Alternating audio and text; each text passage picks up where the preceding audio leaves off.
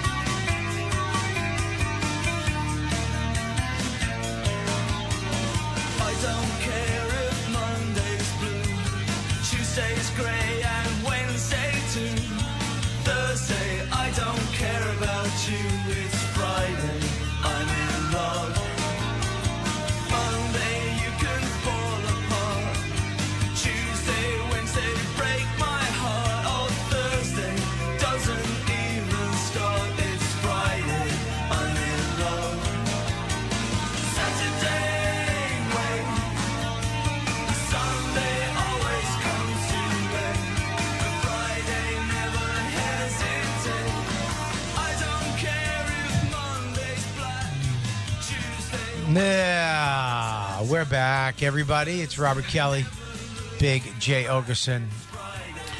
It's the Bonfire. Lewinsky tried to text us that Mob Deep's in the fishbowl, and he spelled it wrong. I know I did, but it was an emergency. They were there in How front do of you me. spell right? 2 B's and Mob. Okay. Fuck yeah. All right, Teaneck, New homeboy. Jersey, what's up? All right, homeboy. We're listening to The Cure, Bobby, but I got to be honest with you. I'm sick to It my doesn't look stomach. like I'm going. Good. Then I don't have to go. If you're not going, if your tickets don't come through for tonight, How is this happening? if it doesn't come through, you are taking my family. I'm taking an Uber home. I'm going to go hang with Christine. It Wanna go says, dinner, Christine? it says they're guaranteed. Christine, let's go to Keen's, get a mutton chop. What do you say? Bobby, I want to see The Cure. Go with Dawn. I'm You going go to The with Cure Dawn. for her. I don't give a shit about The Cure. I don't care about The Cure. I'm going to The Cure because you forced me. You bullied But I me into can't. going. That's not what happened at all, You Bobby. pushed the Bobby, button. that's actually not at all the truth. You said 3. I pushed the button. You pushed 3. I pushed 2. You pushed 3. We're going to have fun. Right, but then, yes, I said And you should grabbed the go back and of we'll my have neck fun. and you pinched it hard. I went, Jay, and you went, and I went, I learned that from Big Jim, dude. Remember he walked me upstairs by my neck? yeah. Big Jim, when you didn't know how to describe shit. Yeah, he really put the screws to me. Sirius XM fraction talk. What? I'm kidding. Come on. Let's go, son. Come on. It's Big J and not Dan. Welcome back to Faction Talk 103 Sirius XM. The weather is rocking. It's beautiful for an indoor-outdoor concert. Wherever you are tonight, don't worry, those fires are gone. And we are breathing the air tonight. It is a Inside concert. Tuesday night. The Cure playing 8 o'clock. Madison Square Garden. Don't want to go. Christine, see if you can go on find StubHub customer service. And Jay figure can't find that his out. ticket. This I'll is get you so the order funny. number and all that shit. You didn't get your tickets. I got the tickets the day they came in. Really? Yeah, you get it comes in an email, and it says your tickets are available. Then you click the link. I know. I've done all these things And then you before. go to Ticketmaster app. You have to get the Ticketmaster Well, I'm app, in StubHub right now. and then you open it up in Ticketmaster. I got 3 tickets. Jacob is in Florida on Zoom. Hi, Jakey. How you doing, Jakey Poo. Jacob, Jake- honey? Jacob Honey. Jacob Pookie? What's up, Bubba? I can't hear him. He's done. I can't. There you go. What's up, buddy? Put YouTube down so I can talk. Oh, he has to turn something down so Jacob can talk. Poor Lou's Jacob. eating. I don't know what he's talking about. Lou is having turkey. Lou's eating a half a turkey sandwich right Jacob, now. that's not an MP, that's a YP. You have control of the board. All right. You're up as high as you can go. Is there a microphone that might be not all the way plugged in or something? Ooh, this show's getting off to a rocky start. Hey, Jacob, are your parents in bad health? Because you visit them more than anyone visits their parents. Why does Jacob go to Florida a lot? What? Yeah, get used. This is his 3rd vacation since you've been here. No, sir. Really? Easy. Easy 3rd time Jacob's been gone since you've been here. Is that a vacation? Makes me happy. Well, if it makes you happy, Jacob, you do what you got to do. Yeah, Jacob wants to live down there and do the show remote. He doesn't care if he ever sees us again. He wants to be. He hates the studio temperature. He wants. Really? You don't like? Oh yeah, it's actually nice in Christine, here today. you gotta make it warmer in here. It's fucking freezing in here. Christine, can you actually lower the lights a little bit here? It's a bit bright, if I'm being honest. I'm lost without Jacob. You like it dark? That's a little. I mean, there you go. How's that? A little You more guys dark? can hear? Yeah, Little there darker. you go. Welcome back, buddy. Thank you. Are you excited about this concert tonight? No. Oh, I'm excited for the hang. Will be fun though. what's the hang? Christine might enjoy herself. Okay, I might dose her with mushrooms. you know I'm going to be with my wife and my 10-year-old, Yeah. like 7 rows behind you. Yeah. What do you worry that Christine's going to be in the aisle, get her tits sucked by Max? I hope so. Her nips are on high noon today. Those things are out. Look over and Dawn and Christine have their tits out. See that chubby mask guy on stage. Just make. He throws up because he hates tits. He looks like what the Joker should look like. Robert Smith. He looks like the Joker and the Penguin. He looks like all the Batman evil villains together. He's an unattractive man for sure. Yeah. No one's going for that. Everybody's going there to like hold their own elbow and like sad sop dance. Okay, you know why this concert's not going to be my thing? It's a swaying. Look at what she's doing right now. Look, Christine's swaying. It's a swaying concert. It's a bopping, little boppy dance and a sway. You That's don't all. like to sway and bop? One song maybe. No, you're gonna have fun swaying. We're all gonna sway and bop and like stupid. I don't do. If Goss kids. If I smoke weed, I would like to sway and bop. Oh, we'll be smoking weed. Yeah, I'm not smoking weed. Just stand next All to right, us. fine. So just me, Max, Josh, and Christine, I guess. I'm gonna have a Fucking pussy. I'm gonna. Hey, Jacob, relax. Yeah, Dawn will get nice with us. I'm not a pussy. Dawn's ready to party. I know. That sucks. Dawn's dying to party. She's slowly creeping in, Oh, good. ripping Take, edibles and shit. take her, man. I know she is slowly becoming She's getting more wild. like you guys.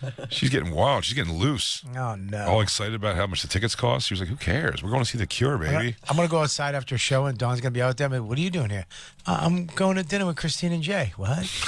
Yeah, Max is like, Dad, you're taking me bowling. What? What's happening? Yeah, she's gonna hang with the gang. Oh God, We're gonna go see The Flash on shrooms. I saw it. Boo. Good. No, it's not good. DC. Come on, those cameos weren't exciting though. I'll tell you, the only. Can I spoil alert? I've looked at all of them, so I don't care. Okay, spoiler alert. If you haven't seen The Flash, it means two There's things. a bunch of cameos. You haven't seen it, or you're a grown man. Yeah, you're a moron if you care enough to turn away to not know the cameos. If you haven't seen The Flash this weekend, that means you have a life and you're an adult male, alpha male. It's The Flash from the TV show The Flash, right? It's The Flash, DC from the movies. And No, I'm saying the cameos. One of them's The Flash from the TV show, I believe. they have a I didn't lot of see him. cameos. They have a lot of he was in there. He's, where? The greatest. I missed it. He was the guy with he had the stupid hoodie. He had his He had like a metal hat with wings. yeah. I might have missed it. Okay. But the greatest cameo in it was Nicolas Cage as long-haired That was cool. Superman. Oh, Hey, fighting the giant, the giant spider. that is the Superman that never went. Yeah. And Great documentary about that. Ugly Superman is the best cameo in it. Ugly Superman. Is that the Ugly great- Superman? Yeah, Nicolas Cage is Superman. That's Ugly Superman. Is that the cool with the long hair? It's cool, but he's ugly. I mean, Superman is he's beautiful. Historically, Superman is the best-looking guy in the room. Nicolas Cage. I never thought George Reeves was good looking.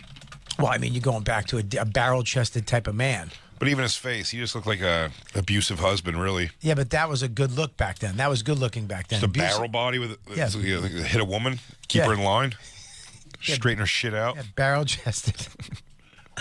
Yeah, dude, he's Nicolas Cage was great. That was that because that movie, that documentary is great. But that movie, I hope they make that movie now. Nicolas Cage's long-haired, ugly Superman would be great. Yeah, there's all the screen test pictures of it Yeah, from when the he suit was younger. nuts.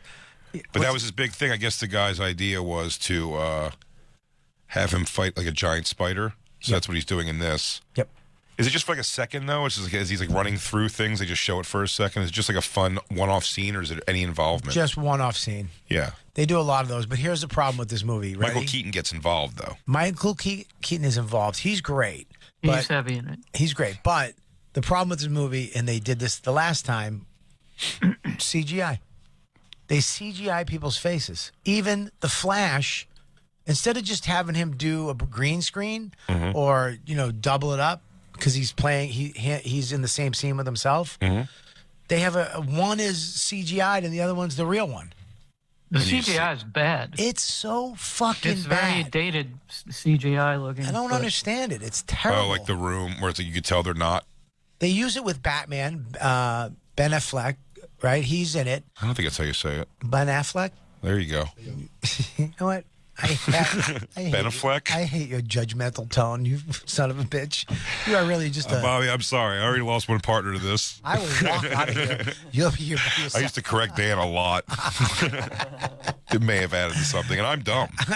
That's what bothers me. You're as dumb as me. Absolutely. As dumb, if not dumber than you. In other things. Just the things that I know, I'm real cunty about correcting you. You're really good. You're really good.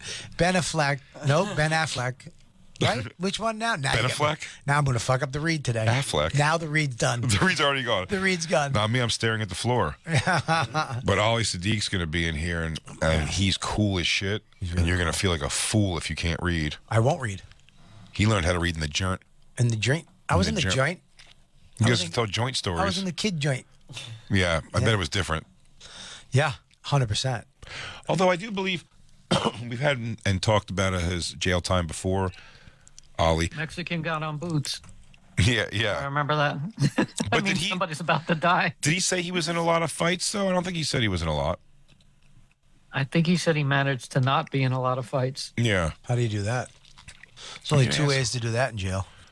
It was probably funny, which probably can help you if Right, there's three people aren't ways. afraid of you. Sorry, there's three ways to do that in jail. Oh, was the other one mouth and asshole?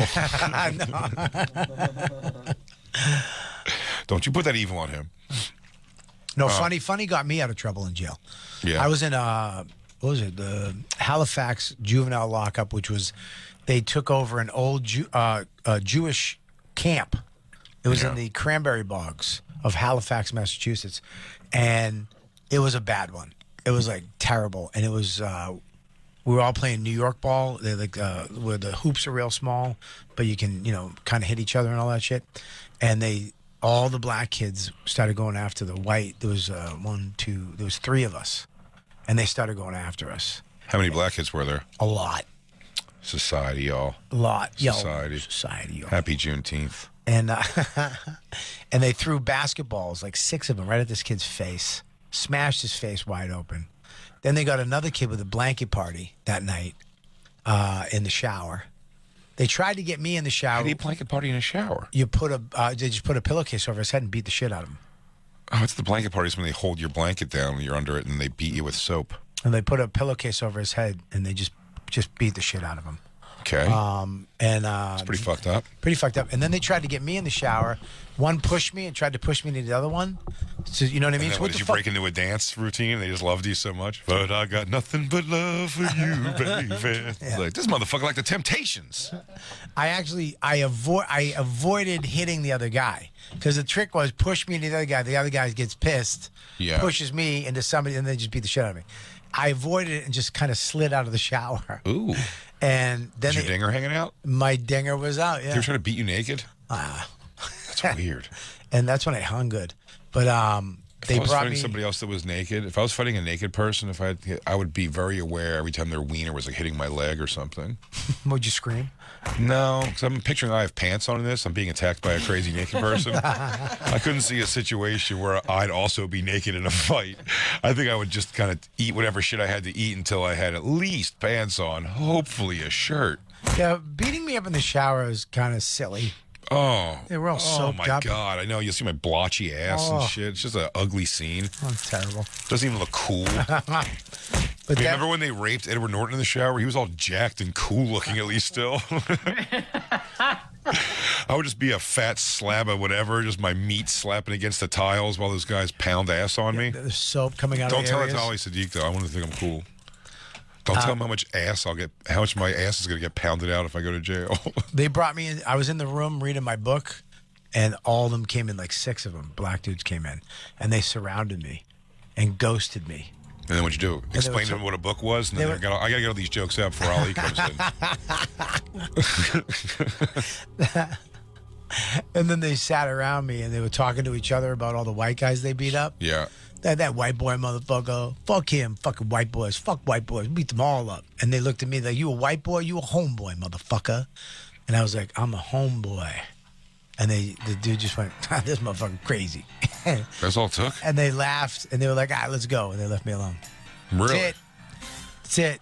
Did you call yourself a homeboy the rest of the time? Yeah. Yeah, I bet. I was out 2 days later, thank Christ. Yeah. I got transferred out of there. Terrible. That's terrifying. Terrifying. I went to a summer school like that. What? What? Overbrook High School. It's very similar to that. What are you talking about? You got to leave. I quit after one day. You could quit summer school? And you had to pay to go to a different thing. Like, you had to get the credit somehow, but I had to pay to go to, like, not a private one. It was just, like, it was another, like, class of, like, derelicts, but, like, much safer than the overall You should have Overbrook High School. stayed until the Vietnam substitute teacher came in and set everybody straight. Turned it all around. Turned it all around. No. I try to like call out to a friend of mine. Well, I would have said like a friendly, at least acquaintance from school, in our other school. And when I like called out his name, he gave me like a no. He gave me like cut it. He gave me the cut it like neck like. Really? No. Yeah, and I was like, oh shit. And then when I was waiting out down the steps out by the street, a guy called me over to his car, and his passenger side, and grabbed me by like my shirt and pulled my head in the car and asked me if I had money, and I didn't. So I said, just shook my head no, and he goes, "You can have money tomorrow though, right?" And I was like, "Yeah." I just shaking my head, yeah. So sad. And he goes, "And you're gonna have it for the rest of the summer, right? Every day." And I was like, "Yeah."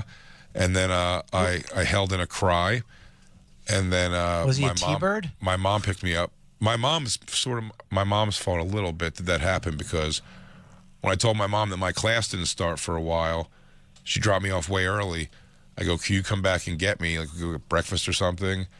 Like, until this, I don't want to sit here for like, it's really not safe to stay out here for like an hour and a half." And she was like, "All right, but come to the curb. I'm not stopping." So I had to go wait on the curb at which place I was accosted and terrified. Did you tell your mom? Yeah. What'd she say? Let's tell it. I blubbered about it the second I got in the car. Did she call one of her cop boyfriends to come over? Listen, little Jay got attacked by. What are you even fucking these guys for? Yeah, if you get no protection. Ma, you need to fuck somebody in SWAT. No, I begged her to let me. When I told her they were like that was threatened like that, she was like, "All right, you don't have to go back there." I'm like, sure. I was like the only white kid. So you had to go to summer school because you failed. Yeah, You failed a school. class. You failed the so class. I had to take a class only. I had to go to summer school too. It sucked. If it was in my school, which by the way wasn't necessarily like a lovely place, it was. I just knew, you know what I mean, and it was like.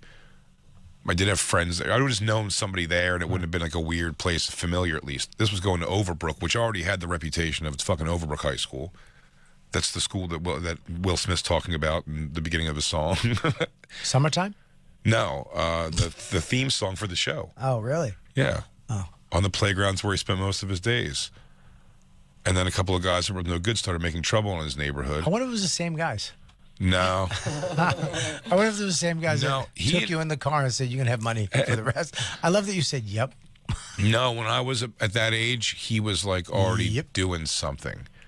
Like he was making it already. When we'd see him at like the bowling alley or something. saw Will you'd be Smith? like, yeah, when he was young, very briefly. Wow. Yeah, he'd be at the bowling alley. Well, my parents met at that same bowling alley. Really? But you'd see him there at like the arcade and stuff. But they then like parents just don't understand.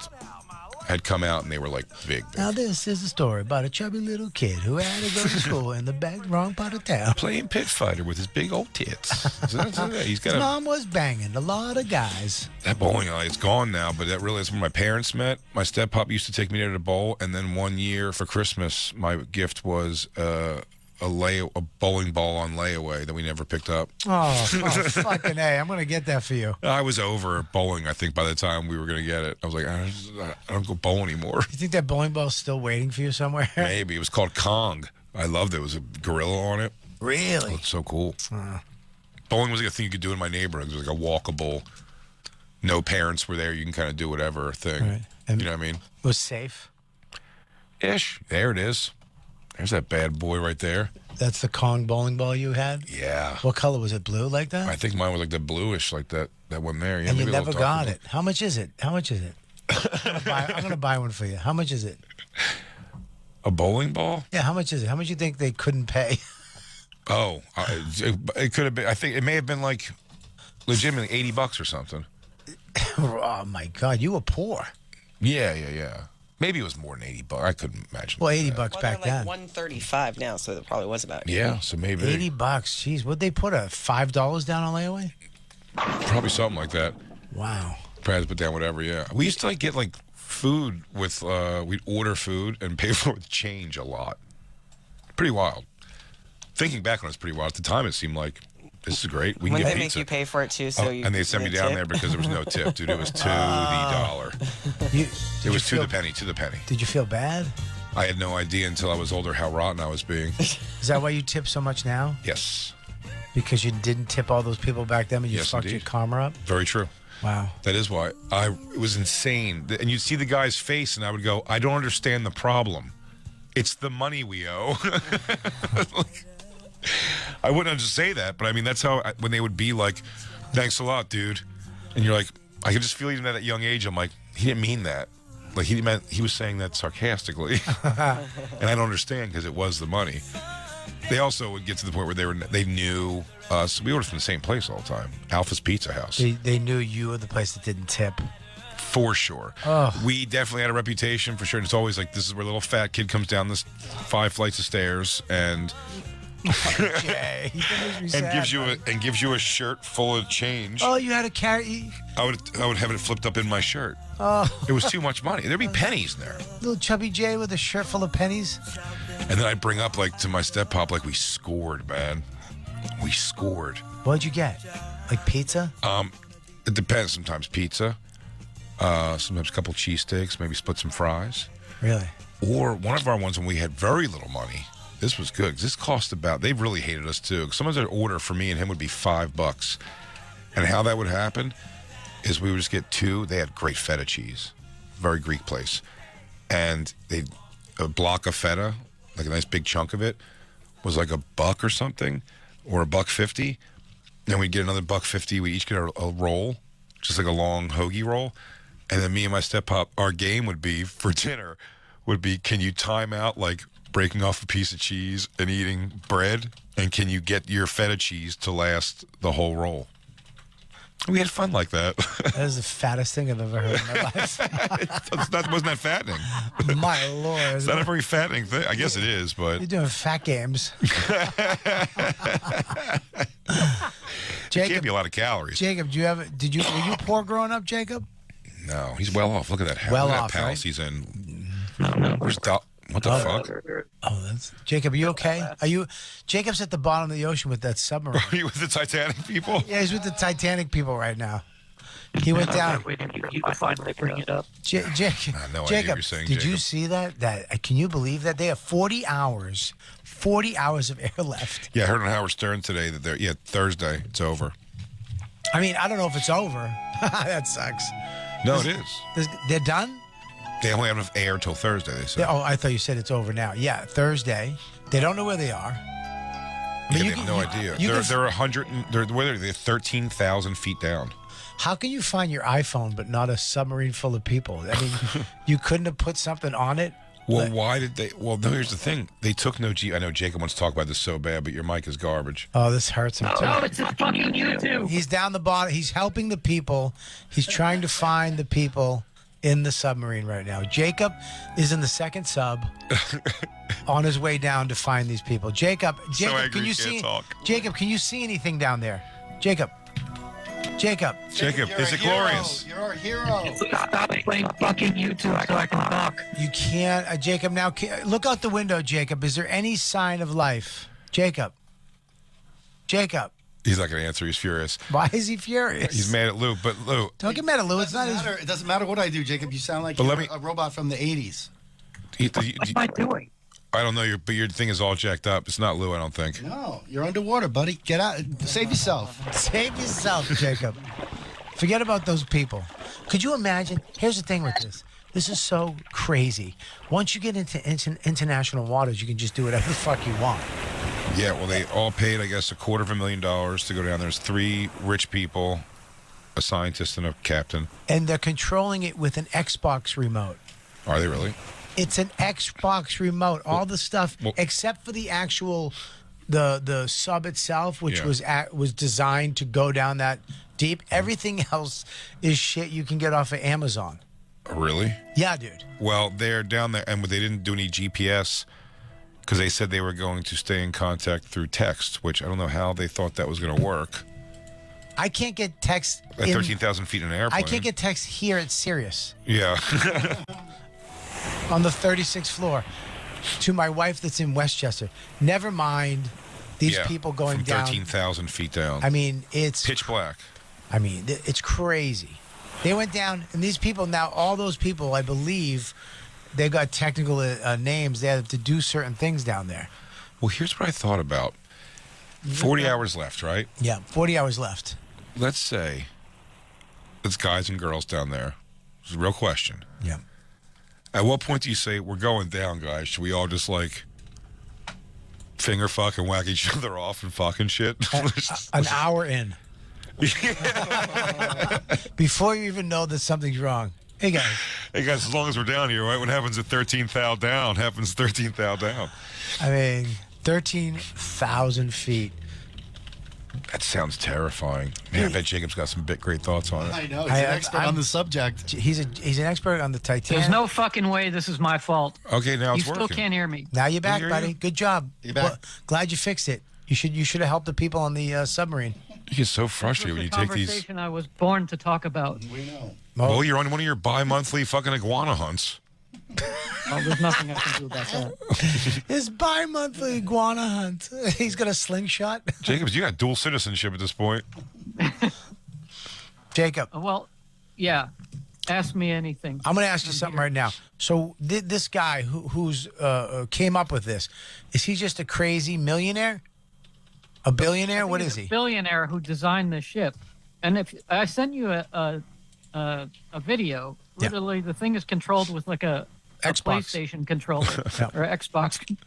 No shit. I mean, it's an actual controller. No, I believe you, but what I'm reading here on the side just is aboard are a British adventurer, Yeah. a French then there's- diver, a Pakistani father and son, and the founder of Yeah. the company that operates the tour. This sounds like every action movie that's done in the ocean. The fact that someone's genuinely in life referred to as an adventurer, that means he's called himself that. What do you do exactly? Well, I'm all-around adventurer, I guess you could say. Well, Jack Vaughn is an adventurer. One of our when I bosses. went on this, I'm a when I went on swashbuckler this- by trade. Yeah, Jack is a swashbuckler. He has a sword. Go ahead, They Jacob. were at first calling them all science experts, and when I went on the site like years ago when they started opening it up to the public, if you paid $250,000, you could pick what you want it to be. Like you could be science officer Bobby, I'd like to be or lighting engineer. cameraman Jay. I turn the lights on and off. Yeah. It was like space camp, except you were going to the Titanic. Wow. They're going to connect through text, Very but shit, I forgot my phone. That's funny. So they lost contact an hour. It takes 2.5 hours to get to the Titanic because you basically just drop slowly, and an hour and a half down they lost contact. So it can be anywhere in the water column. It's Why so can't they freaky just because don't- Jacob? Why can't they just dive down and go take a look? Well, wait, There's- are it's they not maybe? like there's a lot of ships that can do this. No, and I mean they're like a trying to person, scramble just- the very few. I was going to say they lost contact, but is there a chance that they know they have 40 hours of air left? Do you think they're like just doing their search and coming back up? Is that possible? They're searching. They could have surfaced, or they could be anywhere in the water column, or they could be at the bottom of the ocean near the Titanic. When you So say water it's like column, trying to when you say I'm sorry, An- Jacob. When you say water anywhere column, below what the is that? surface. Anywhere. Below the at any depth. No, below of the course, surface. But I'm saying, is there any chance that they just lost contact, but they're just like, wow, fuck, our communications thing's off, but let's still finish what we're doing here. Like, is there a chance? There's No. probably a chance they're fine, and like they have 40 hours left. Like in 20 hours from now, is it crazy that they just come back up and go like, hey, that was awesome? Yeah, they're all naked. Yeah. They'll have like, Hey, Bobby suggested we all have a big little orange. And Bobby is a British adventurer, and you go, no, I'm not, dude. I was just kidding. but they all have that colored powder from Indian weddings all over them. There's apparently 7 redundancies to make sure that this thing floats to the top if anything happens to the ship. Even if they lose control, it's designed to float, but nobody spotted them yet. So I think something is severely wrong. So you And apparently, one guy said it's like finding somebody on Mars. It's so difficult. or somebody at the I mean, bottom of the ocean. Christine, get it Yeah. all set up. We have not a Jacob, lot of- Jacob, we have our guest in the studio. I'm going to make sure One of my favorites. I know One it of is my your favorite favorites. guests. Christine's getting I'm him so set up. glad he's back. Christine, bring up the plugs, please, if you would, please. We're talking about the submarine that went down to the Yeah, I want him to Titanic jump that's in. missing is Because my guess is his take is going to be, and he is correct, this is some white shit. He's got a new special, Domino Effect 2, available right now on YouTube. And you can see him with live dates coming up in Oklahoma, Ontario, California, and Cleveland. Returning to the show, the fucking hilarious Ali Siddiq, everybody. What's up, dude? What's going on, my you man? can go to his website alisiddiq.com to get all his tickets too. This is your first time doing the show with Robert Kelly. Yes, it And is. Soda What's up, ran buddy? off. How are you? I'm doing well, sir. I just watched your clip this weekend, your Father's Day clip, Okay. about how Father's Day is, what is it, 19th? 16th on the list. 16th or 19th, what is it? 19. 19 on the list, and then you go, Arbor's Day is ahead of it, and you're like, I don't even know what the fuck Arbor's Day is. I don't even know what the fuck it is. I don't know what the fuck Arbor's Day is What either. is Arbor's Day? Like Earth Day or something like that. It's like trees, something. I love how people want to interview me and they always go back 11 years, 8 years on me. No, he just watched. No, that just came he out. just happened to watch it his Father's Day. This is the thing. I just drilled a bunch of people about, so y'all posting the goddamn 11-year-old clip but not posting my new special. They're like, oh, my bad. I'm like, it comes up every year, and it's like I've gotten more traction on that in this last week than I did on my special. I'm like, y'all fucking suck. I mean, you never know where it's gonna happen. Comedy Central just keep getting money off me. Then fuck me. Like, I'm with Bert Kreischer on tour, and I mean, it's a tour built off a story he told 15 years ago. 15 years ago. Like that, I never knew I was gonna be in that space. It's the Father's Day joke. It's Mexican got on boots. I'm like, y'all do know I got a bunch of new shit, right? That y'all can post. Like my friend just came to me. Hey man, I just saw your Father's Day skit. I say you were there when I did it. We He's were like, younger. but you gotta, I mean, here's the thing. It is Father's Day. If it was Christmas and I brought it up, you have a case. It's fucking Father's Day. So that clip is gonna come out. You know what I mean? It comes out. You get no when I'm ownership. You have no ownership over I that have one. no that's what ownership sucks. It's over Comedy Central. Well, you know what they do. So is I know, that's why I went independent. I try not to talk about them at all. I went independent too because of the same reason. Yeah. No, they wouldn't take my special. Listen, No, I posted a clip, right? Yeah. Like, say, watch this. If I would have posted that on my page, yeah, they would have flagged me. they flag you. Yeah. It's insane. But then everybody else get posted and it's nothing. But I get flagged for it Oh, that's because like it's it's me. copyright. Yeah, it's copyright. So that's what made me go independent a couple years back because I did that and they fucking flagged me. It's kind of more. It's more expensive, but it was really fun. I did my own this last one. I too, know. special. I reposted it. Yeah, and BET fucking- used to do that too, though. BET, if on holidays, I don't know if you remember, they had the same joke. Oh man. So they posted like 6 comics, all with the same fucking with the same exact joke. same fucking joke, just 6 different Dude, comics. one of my favorite moments ever was When you met me? When I met you. When I joined the Bonfire. You joined the Bonfire. Oh man, thanks, bro. I just joined. It's like a new thing. He's still a little whipped up about it. When I did BET's One Mic Stand, that's when Kevin Hart took over. Yes. But it was they told me it wasn't Comic View because I was like, I don't want to do Comic View again.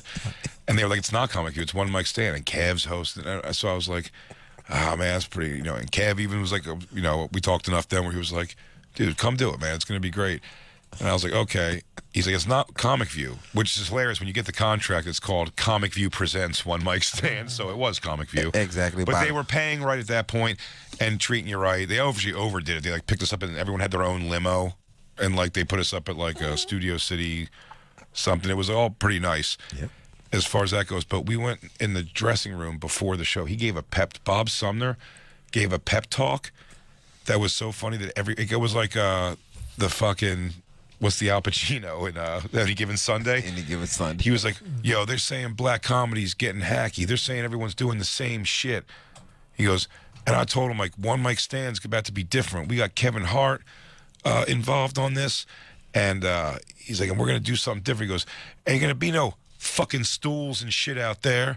There ain't gonna be no putting in crazy fake teeth and doing like the accent. Ain't gonna be people doing slave voices out there. We're gonna show them that black comedy is here to and then all these comics going like, yeah. And then everybody went out there and fucked stools. I mean, everyone did almost everything he said, did the exact same thing he said on stage. They still had to. They're like, well, I do have to do my teeth bit because I brought the teeth. I had teeth bit when I first started. Did you have a fake teeth bit? I had, a lot of people did. When I first started, I had buck teeth, and I had to travel with them. It was the worst, and I forgot them at one gig when I did Maine. I had a joke. I put the buck teeth in. I went, I'm a goofy vampire. Duh. I used to get in the underwear. You know I was. What'd you say? I used to get in the underwear on stage. At what? You know I was at that pep talk. No, really? Yeah, because this is the It'd be funny if he gave it. I've always talked about how fucking horrible one mic stand is. This was the only show that every comic was calling each other talking about, did you air? And then it was like no. It was like, all right, cool. Didn't nobody want to air. I was so happy I didn't fucking air. The first round, they said the audience was all paid audience, so they were just terrible. And they go, we got to reshoot the whole thing. And then they just brought in a paid audience. They just did it again. Paid audience. And I did it. It was unmemorable to say the least. Ray, what's his name? Lipinski? Not Ray Lipinski. Is that right? Who was the person that got? They threw a fucking high heel shoe at him, and a woman tried to attack him on stage. He was one of the white guys that would be in the black circle. Why am I? You know, bad. He's a sweet dude. I like him a lot. Ray Lipowski. You know how bad you have to suck. What was this guy's name? I was there, and it was just fucking. It is Ray Lipowski. It is. It was crazy. One mic stand was so horrible that nobody wanted to air, and it was. Because the audience was paid, and it was ridiculous. Yeah, and I remember that speech. And so the crazy thing about the speech, and the crazy thing about the green room. So we were waiting on each other to come back in the green room so we could tell you how good you did, because the audience wasn't giving you shit. It's like the audience was fucking horrible, and it was terrible. You would wait. Such a bad production. It was a bad production. Do you know how bad you have to be to hate the comic that much where you're going to walk home with one shoe? Oh, that woman, Ray Lipowski? That's a fucking decision. She bought a backup shoe. She tried to attack him. She had shoes in her purse. She had throwing shoes. She had throwing shoes. She had boo shoes. It's the thing. Like, I've always wondered, when women throw their panties at you on stage, do they take them off, or is it like a spare pair that they have? I think the hope's they take them off, I guess, but like bringing the spare pair. But I will tell you that when I was on stage at that heavy metal festival I emceed one year, I made a joke about people throwing bra. It doesn't really happen to comedians. And I got hit with a large bra from a large woman, and it hurt when it hit me. That underwire was like a fucking rebar. and that thing hit me so hard. And also, getting hit but made contact with something that's thrown from off stage is it's like really like, it's hard to be funny right through it. For a second, you gotta be like, yo, that was fucking scary. It could have been anything. A rock. Did you see, what's her name? BB Rexa? Is that her name? Did you see that video? Someone pegged her in the head with a phone from like the third row of a concert. Bring that up. That shit hurt. Did you see that? No, I didn't see it, but I know it hurt. I know damn well it hurt. Remember the time Billy Burr got hit with a donut?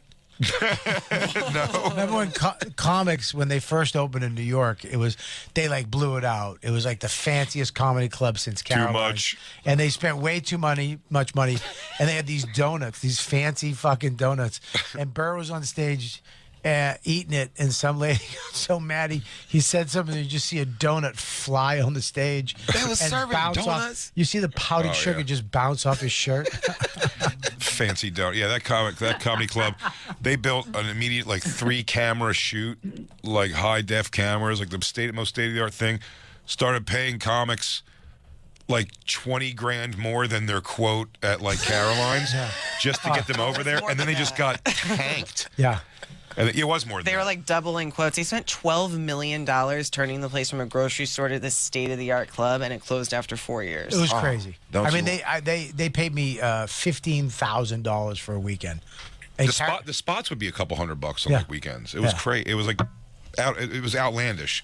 They just wanted people to go there and like come through. But the thing was, comics still aren't going to like just hang at like a place. You know what I mean? Like that's an end of the night thing. So just no one really gave a shit about it at all. And it didn't become like a place where people like sought out to go. The donuts were good though. The donuts were real good. All the food was good. Food again was it was overly good. You didn't need it to be that good. If they Who were is this doing girl? that in L.A., comics would be staying.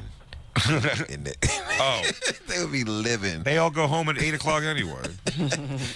It's weird. It seems like they do. L.A. Yeah, I don't know if it's like that so much. I've been hung at the Comedy Store late for a while now, but when I first used to go there, I used to love it because I'd be in New York and Chappelle would. It was a time where he was kind of coming in a lot, years and years ago, and he was like bumping, doing those like 7-hour sets. And I was at the Laugh Factory one of my first times out in L.A., and he came in, and I was like still 6 more comics away, but the other 5 comics left because they were like, Chappelle's on, dude, we're getting out of here. And I was like, if I stay, if he does get off like in a reasonable time, could I still go on? And they were like, yeah. And he did like an hour, and it was like the crowd was just hyped. It was great. They let me do like 45 minutes on that show because all the comics were like, fuck this. I mean, I went on at like 10 p.m. It wasn't crazy late.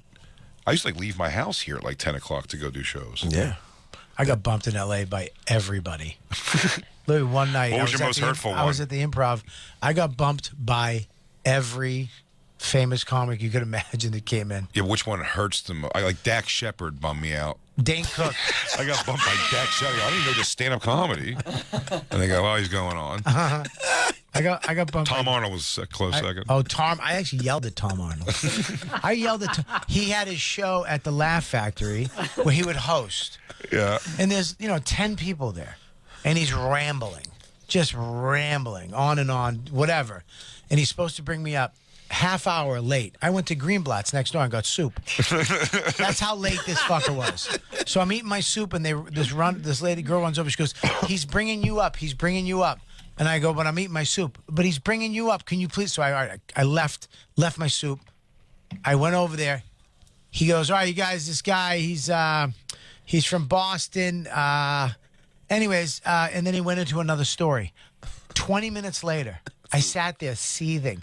20 minutes later, no joke, 20 minutes later, he goes, all right, let's give it up for this guy, Robert Kelly. Just brings me up. Just give it up for this guy. And I went on stage, I go, you're a fucking, in my life, has it the more insulting thing ever done. He goes, it wasn't that bad. I go, fuck you, Tom. It was bad. I got soup. I have soup in the Greenblatt's waiting for me. Wasn't that bad. Oh, buddy, it's funny. You were almost going to catch the blame, Bobby, for something that wasn't you. Dan leaving? No. Oh. Not Dan. Sorry. Tammy Pescatelli this weekend on the Burt Kreischer tour. What? I was saying how, like, you're on the show now. Yeah? And she was like, oh, I love Bobby. She goes, one time, and I could tell it was a thing where I was like, maybe she doesn't like you very much because it seemed like a pleasant thing at first. But she goes, Bobby, one time I used to be the house MC at the Cleveland Improv, and Bobby came through one time, and when he gave me his credits on a laminated, like, index card. And that she goes, and she wasn't allowed to bring paper on stage. The owner didn't like that, so she went out there and tried to remember what she could. And afterwards, that you went over and scolded her on, like, did you ever do these credits? Have you ever done these? Because these credits are my credits, and I worked for them. That's why they're credits, and you read all of them. And ran her down, and I was like, oh wow, that's crazy. Well, that's not Bobby anymore, so it'll be funny to bring that up. It wasn't you. No, of course not. It was Bobby Collins, though. Yeah, 100%. 100%. I'll sandbag him, I guess. I know exactly who it was. I knew. First of all, I don't. I'm not that laminate- emotional about my intro. I really am not. I thought like- that was Rob Snyder. She was talking about. First of all, I've never laminated anything. Of course. No, when she said it was you, I was like, that's definitely not you at all now. But I was like, No. but that might have been a funny I don't- story from your past. I don't even write my jokes down on a piece of paper that well before my own show. I've always said, unless you're saying from Ace Ventura's Pet Detective and your Jim Carrey coming out, the credit means nothing. So I'm like, just say whatever you feel, man. No. Hit one of the things, none of them, all of them. I say this. One of them. I wouldn't be a big fan of like, hey, this next guy's Jay Okerson. I'm like, all right. I mean, like, I say get that- him a little hyped. Or, I or say one this. mic stand. Oh, you saw one mic stand. You're like, fuck you. I say, Should it be I Kevin say, Hart? do my credits. Do this is what you can say. This, and this. But if you forget any of it, I don't give a fuck. Like Yeah. I take all the dude. I've been on this. I've been that. I've been that. If you say that, that's great. If you fuck it up, I don't care. Just bring me up. I just hate when they bring me up excited, like when they're like, "Are you guys ready?" Like you're a wrestler. Yeah, it's like, you're a dude, wrestler. chill the fuck out. There's 6 people in the crowd. I guess I'm a little different. I've never been, backstory, I've never been bumped in L.A. Why? Because I never go up. Can't be bumped if you're not on anyway. Never. I've never had a desire to go up in L.A. Like, never. I think you would do great there, but I will say in LA proper, particularly, it's not. I like California a lot. Yeah. Not L.A. Not Hollywood. Sacramento, even Ontario, San Diego. San Diego, I love. La Jolla, all that. LA, it's five, and they're also only like 10-minute sets usually out there and shit. But I feel like it's 5 minutes before they stop going like, what the hell is he doing? Like they don't know what's happening. Yeah. Because I don't know. I just don't have like, and you sit down too. It's a similar like, hey, what do we got going on here? And they're like, just fucking say the jokes. Like they're so frazzled. They're just actors. They're just all actors and The last 5 times I went to LA, I didn't go on stage. I have no desire to get stage time either. And like, you want to go up? I'm like, nah, I'm good. I'd rather just go next door and smoke a cigar at V Cuts. Let the kid that's been coming here.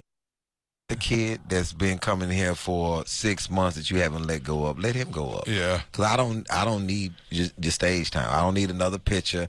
I've never done chocolate sundaes. I've never had a desire to.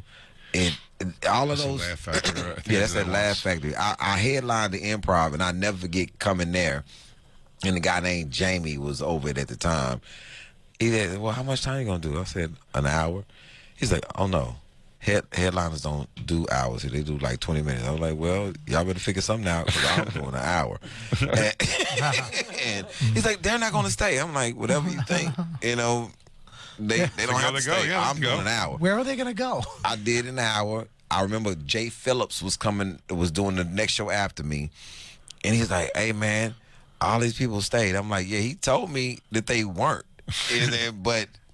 You know, I'm like, man, what type of damn headliner does 20 minutes? Where you take that on the road at? Dude, Patrice used to, at the comic strip, he used to get so mad if Lisa Lampanelli was on the shows with him because he didn't like the way she did whatever, you know, her like, her thing. So, like, when he was on, he would do, like, extra long at the end. It's the end of the show, but he would stay long.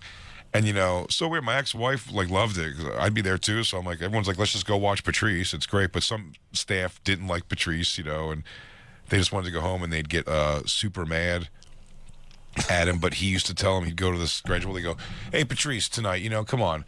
Maybe don't go so long on the late show. You would just get the schedule and be like, I'll say it again. If Lisa Lampanelli goes here, and he just starts circling it with pencil really big, then I'm going to do an hour here. And he really would just go until they left. Like they'd start trickling out and then eventually be like, all right, later, whatever. I used to have to light Godfrey's money on fire at the cellar. I'm not even, To get him off stage? 3:30 in the morning, and I'm just, like all the wait staff are like sitting, like falling asleep on the stairs. You're hosting? And I'm hosting, and I just take his money and put a flame to it, and he'd finally go, I gotta go. Yeah, it's crazy.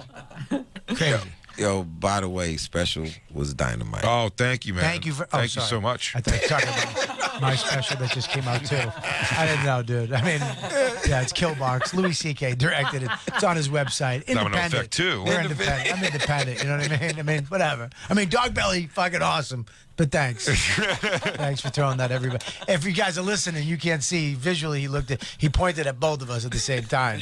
It was awesome. Great special, fellas. Great special. He didn't say fellas, but he was about to. I cut him off. Sorry, brother. Fellas was coming off. Definitely coming. We should take a break and then come back because we do we have reads today? Yeah. What? Oh, Jesus. We should take we'll take a break and come back because I want Ollie Jacob is on camera over there. And we were talking. He was giving us the real lowdown about what's going on with the Titanic people, who are gone missing underwater and only have 40 hours of air Did left. you hear about that? A submarine, independent submarine, went down to the Titanic with just regular people who paid $250,000 each to go down, and the thing was actually controlled by an Xbox remote, and the thing's gone missing. And Surprise! They have 40 hours of air left. So it's not even like we can say. It's not even They like we can't come up. They just can't come up. We don't know where they are. No one knows But where they're at. Jacob is an expert at it, and we don't know where they are. So just push up on the controller. Yeah, Like, I'm arguing they might just be fine and just finishing their trip. push B or X, and then start going. Wow. At some point down there, if I was on a video game controller, I would do. If it was all failing, I would do up, up, down, down, left, right, left, right, BA start. I'd be like, all else fails. Give it a whip. We're hanging out with Ali Siddiq, everybody. Domino Effect 2, available right now on YouTube. Always fucking hilarious. And we'll be right back with him on the Bonfire.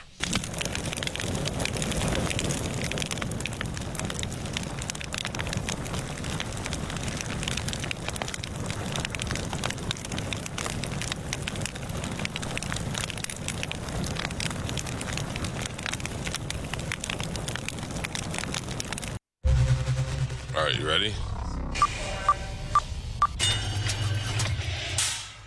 This is Bert Kreischer, the Machine!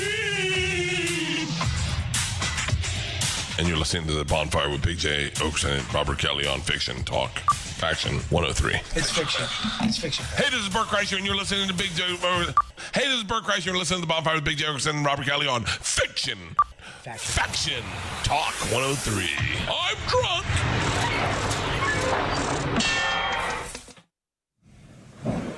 In broad daylight, get right.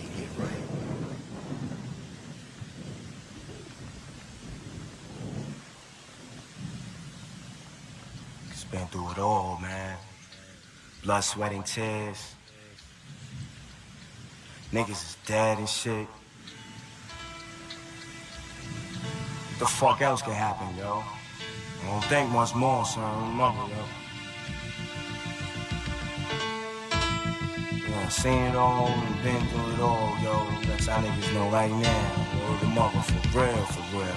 Queen B, baby. That's the truth. Lil' Kim. B.I.G. I'm lying. Yo. Blowing niggas with rusty ass German things. Keeping it thorough as I motherfucking claim the fame. Throwing your wetsuit when it rains and pours and all. Hit them with the fall, don't even know them from a hole in the wall. Get at me, niggas wanna clap me. Snitches wanna rap me, put it right where they back be. Keep my guns close to me, enemies even closer. Sending kites with the Motorola's. Yo, give them the cold shoulder with a hollow tip to match. Bad apple out of the bat, obsessed with That's gas. Mobb Deep, Bobby. What you know about that? They were in the fishbowl. Well, Havoc was. You don't know what I know all about that, man. Bob Deep. Bob Deep? Bob Deep. That's what they call me, Bob Deep. Bob Deep. Because I rode deep with Bo Deep. Rest in peace, Prodigy. Rest in peace, Prodigy. It's me, Robert Kelly. We're hanging out with Houston's finest, Ali Siddiq. Not to be confused with Houston's finest, Megan Thee Stallion. She's the finest. Not to be confused. Did you play the Comedy Stop when it was there? No. You never did that? Nope. Oh. He was in the joint for that. I was out. It just was not. It wasn't friendly to me. That owner guy was wacky. Pete.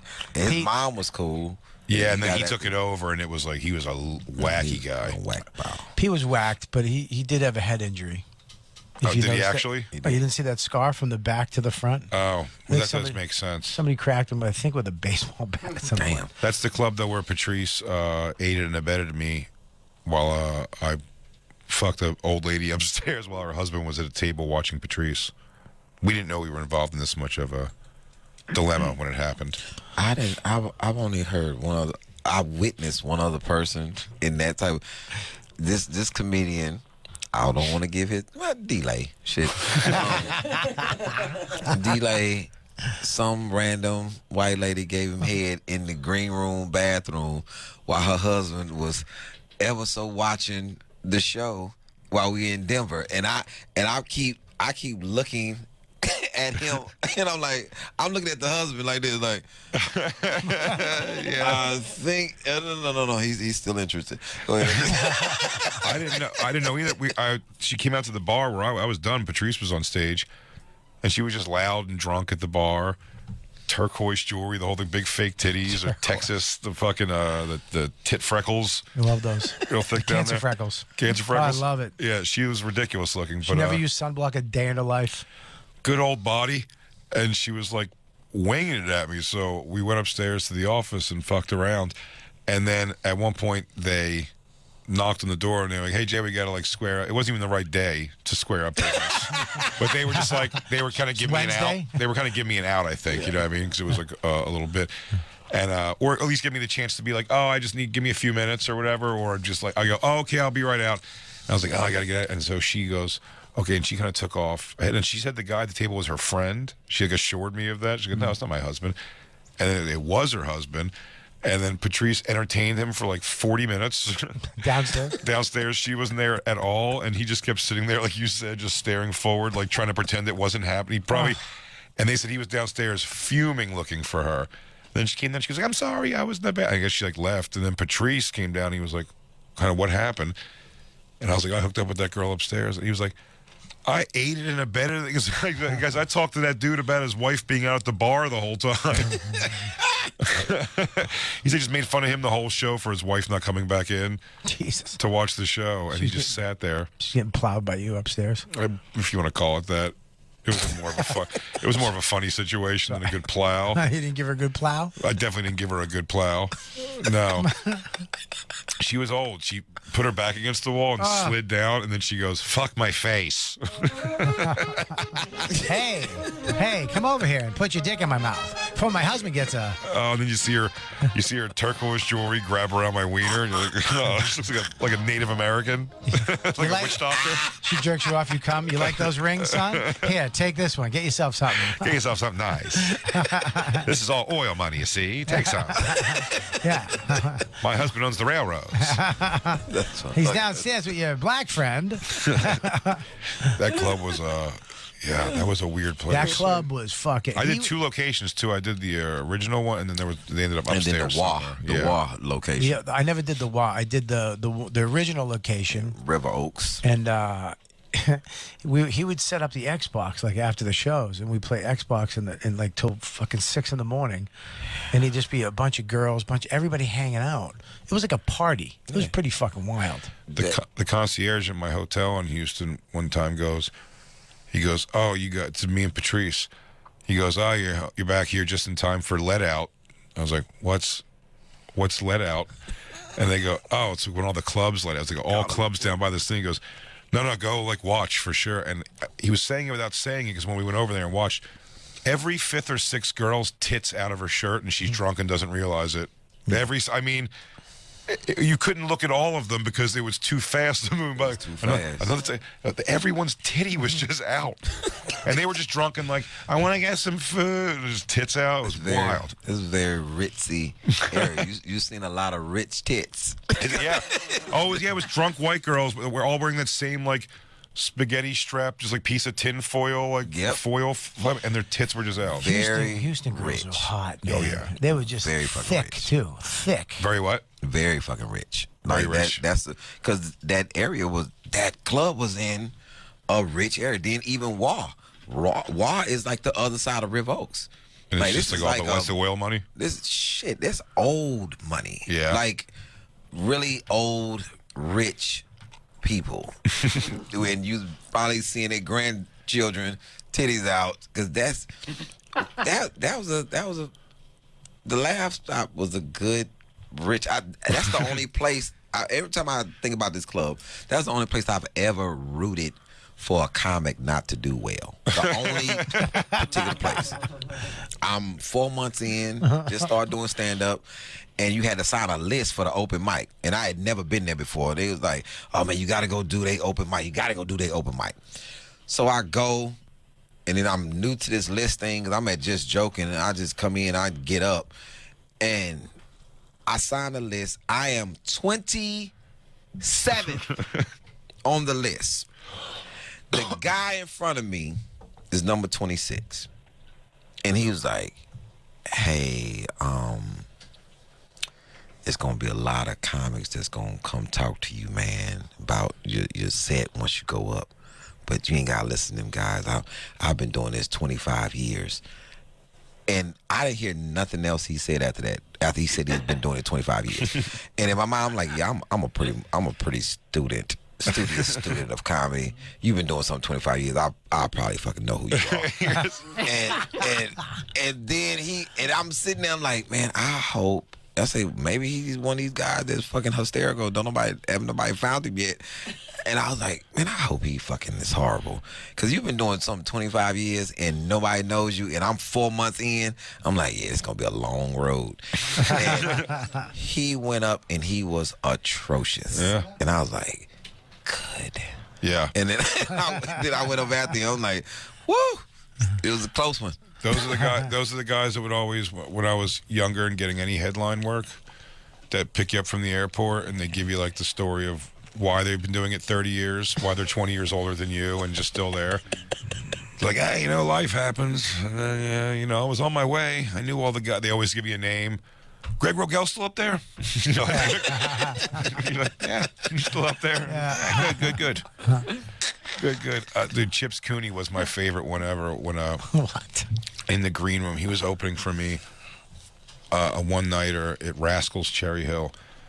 And Chips Cooney is an older comic magician sort of thing. It's a character he does. And his set ends with him having, I guess he strips down to like his underwear and it's got a fake like shit stain in the back. It's a good bit. Or whatever. Yeah. It's a good bit. and he does like fake bad comedy or fake bad magic in the beginning and whatever and something in between.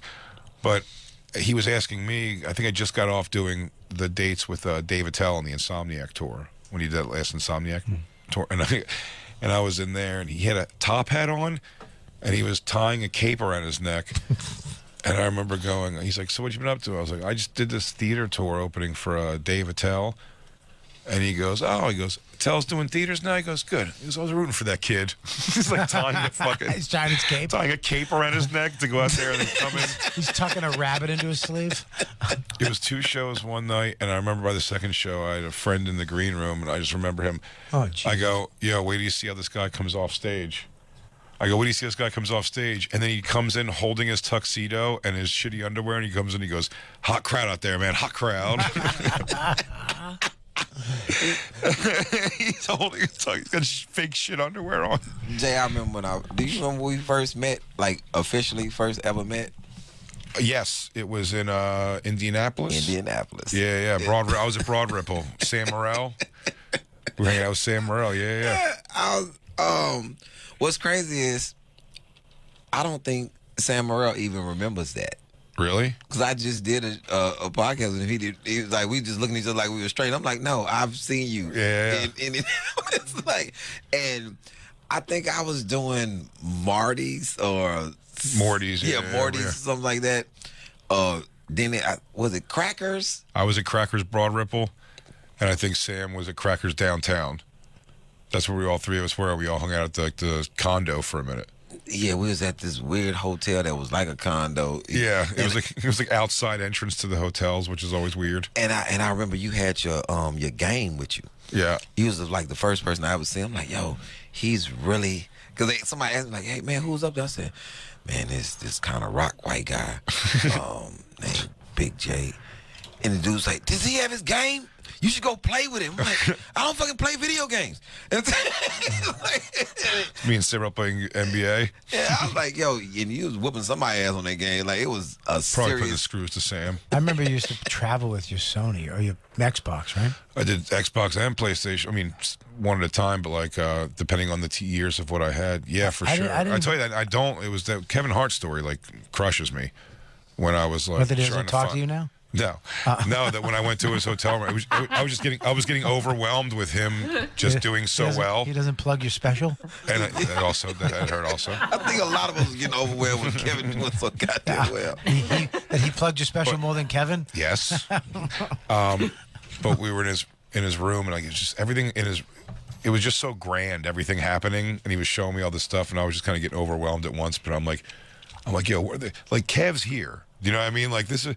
If I talk to Kev, like he's still Kev, and I go, let me try to find something to connect on, and I see the guys in this room are playing Xbox, and I go, still traveling around with your Xbox? I see, it's like, I still travel with mine too. I got to bring an extra book bag every week just to carry the Xbox, and he goes, oh no, we just send a runner out for one when we land, and then we just leave it for housekeeping. And I was like, I gotta go. What the fuck? What the fuck? Oh, shit. They just buy it and just leave it at the hotel when they're done. I'm like, oh, you fuck. You have to. I'm like, mine's all old and dirty. You have to travel. Controllers are sticking. He just leaves it brand new and goes, housekeeping will take Jay it home. has to travel with a CPAP and an Xbox. CPAP. He's got two other things of luggage other than his luggage. Oh, they got to fucking check everything for bombs. When what is this? He goes, so I breathe. Can you not pull it out in front of girls? It's the other thing I do when I don't get girls. That's crazy. I didn't even go deodorant. I would just show up and go to CVS and buy all my shit.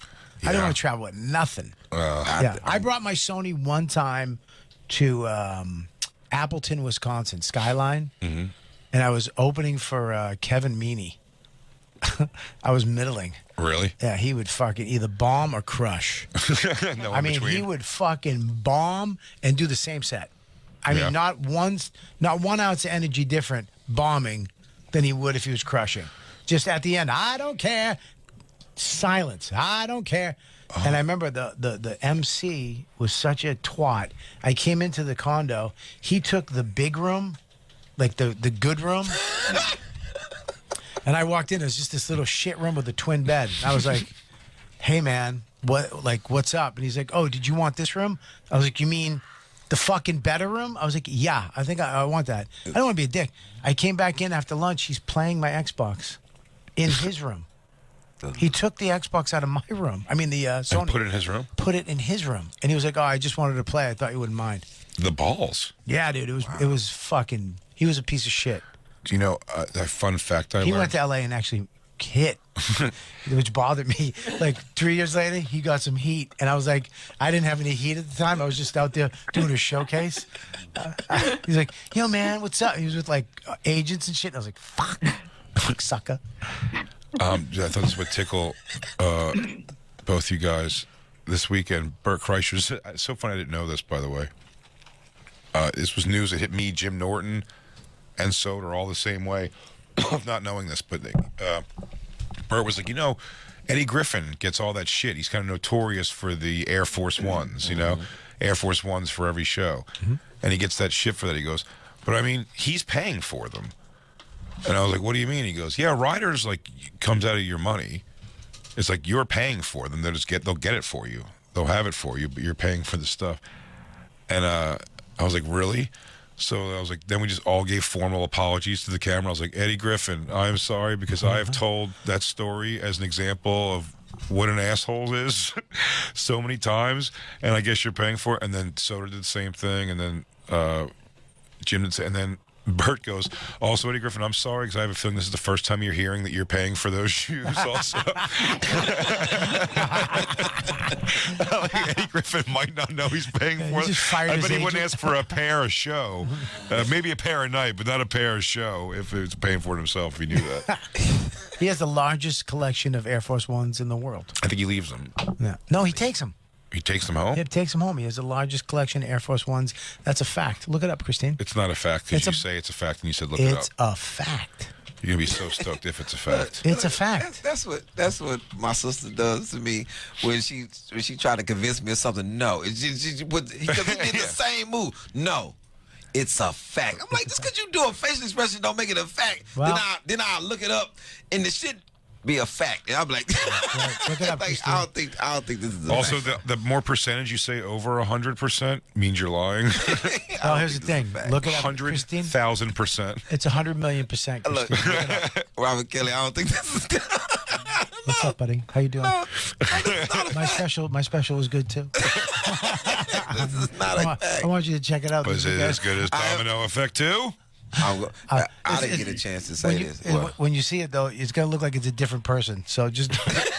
Oh yeah, that was probably 100 pounds heavier. Oh my God, I can't stand it. We was in Montreal. You and Yamanika threw some weed to me outside of a cab, Yeah. and I was so appreciative. Yeah, you got to think, he goes, where's weed? I go, I don't know where to get. It was right before it was legal there, and I was like, we have some. Yeah, it's like when you see comics that you respect and and you in a foreign place, or you just like, oh, those are the people who I need to see right there. Big J and Yamanika. He's like, here's marijuana. If you This is such a genuine compliment. It just reminded me though of, remember we did at Moon Tower, they did the living wake of me this year where people were supposed to go up and say nice things. And they just booked some people who aren't really close friends of mine. And how many times Brad Williams said, wow. He goes, just a good guy when you see him. It's just, it's going to be a good time. When you see Jay, you see him, you're happy because you know it's going to be fun. He just kept saying the same thing. No, but you got to book this better. They booked 2 people that knew Jay. 2 people. Like everybody else kind of knows. They booked Dulce Sloan, who I think didn't like me. She doesn't. I mean, honestly thinks Jay's a piece of shit, and everything he does is garbage. And that's what's on Living Wake. She trashed him in front of trashed his face to the audience. She goes, nah, I mean, you cool, but like the people you do comedy for are awful garbage people. And they're like, oh, they're in the audience like, I hate I missed Skank Fest in Houston. It was a fucking ball, I heard. It was crazy. It And, was a fun yeah. one. Yeah. Astro World right down the road. Everyone's getting killed. Like, can you believe there's 8 deaths at a festival? It wasn't Skank Fest. What happened? When we did Astro World, Travis Scott was 8 miles away, and people got trampled to death. Yeah. Yeah, it was pretty wild. It was, and I'm like, damn. And I thought it was when they first came, like, oh, people got trampled. I was like, what the fuck they getting trampled at? Like, then it was weird because it was kids, man. It's like, that was a weird thing. And I don't know why they blamed it on Travis. It's not fucking like he knew. He's on he's on a forklift in the air. How is he to know that people are fucking being trampled? Yeah, he's not in charge of crowd control. Not at all. That's not his job at the show. My biggest fear at the concert, though, I told you, I went to Van Halen, and it was general admission. I was front row, and I was so afraid. I was just getting pushed by like thousands of people up against the rail, that wooden rail. And I was just like, I was like, I'm gonna die. I kept thinking I was just gonna get pushed down and then just stepped on for the whole concert, and I was just gonna have to try to breathe. And then if I make it, I'll just smell like piss and beer, and then go home. It was terrible. I went to the bleachers. I watched the concert by myself. Oh, yeah, dude, getting trampled is the worst. I don't even like when I was a kid getting the pig piled after you won a game. No one likes that. I fucking hate that. Yeah, pig piling is a fucking terrible tradition. Yo, are you trying to kill me after I just hit the winning shot?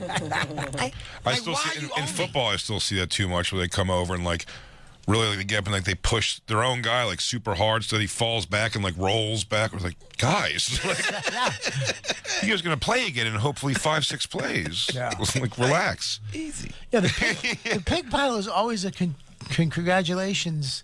And you're trying to, the guy's on the ground and can't breathe. Like, I think everybody in baseball is going to die. Every time that happens and they slide into the thing, everybody jump on, like, he's dead. He's definitely dead. They're going to pull a lifeless person from up under the pile.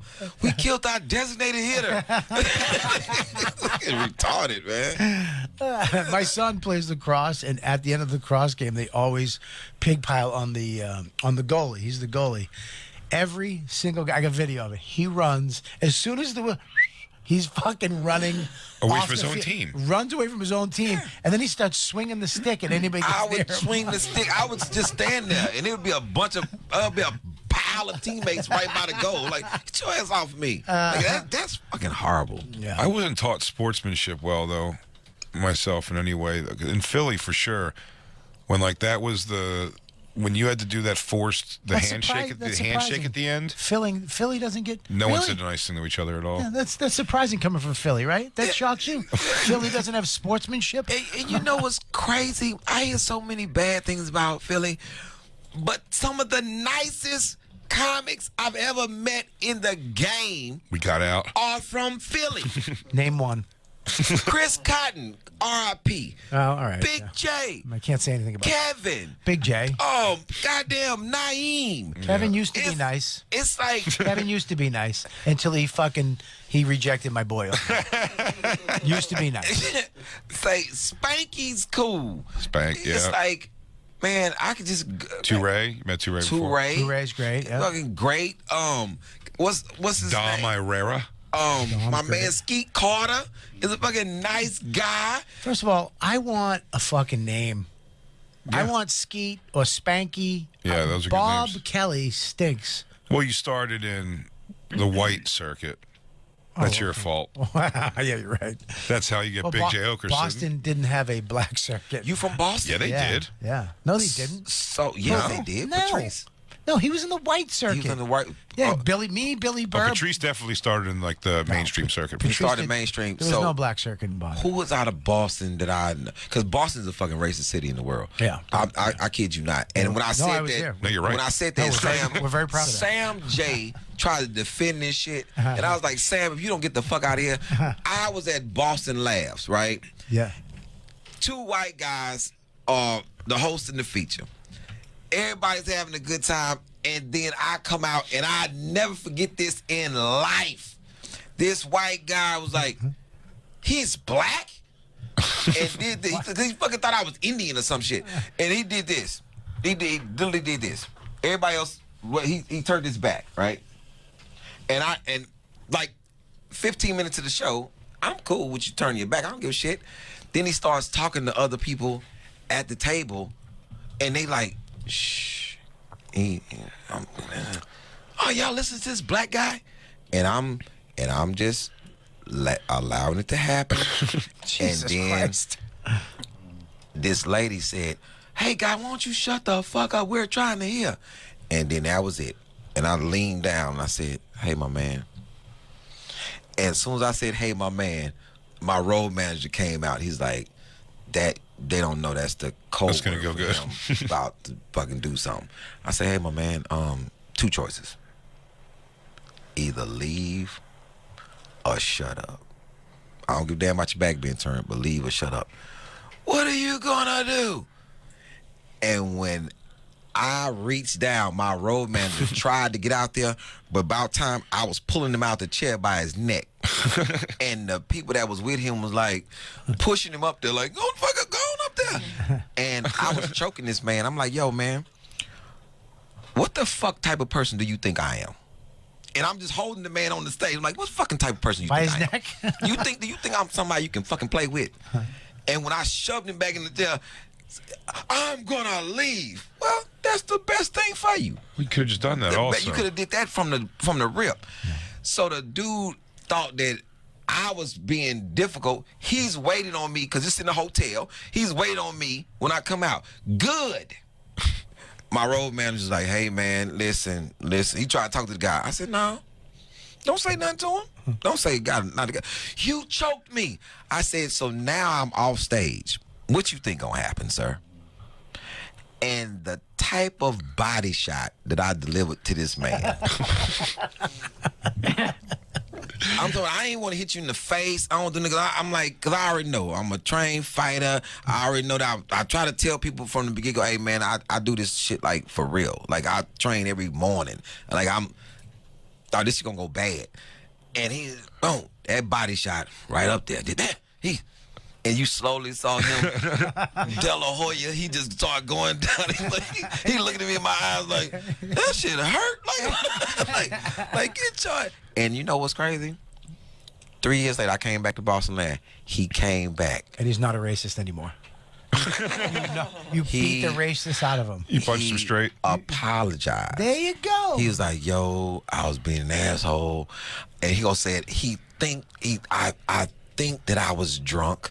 Like, yeah, You say you were fucking drunk. Like, okay, drunk or fucking racist. We're gonna listen to this black guy. He came back 3 years later. He had a black wife, a black baby. He was a pastor in the Baptist church. He was what Gary Owens when he came. That was that guy, that documentary. So the redheaded guy who hated Jews and black people, and then he felt bad about seeing himself in the documentary. Now he's like goes to a black church and like it's ridiculous. I saw the reverse of that. Was it PA? I'm trying to think of where it was. Might have been Western PA. This week was some interesting shows on that Burt tour, but one of them when Cypher Sounds was on stage, he came off and told us that he was like he kept calling. Kept acknowledging white people because he's like a Puerto Rican guy in a pretty white audience. Yeah. And he's like, white people. And then finally, a lady just couldn't take it anymore. She goes, "It's okay to be white." What? Do you know what that is, though? I love it's interesting, the thought process that I believe she was in. I don't think it's a racist lady. No. I think that's a lady who is like, just like feels white guilt a lot. Yeah.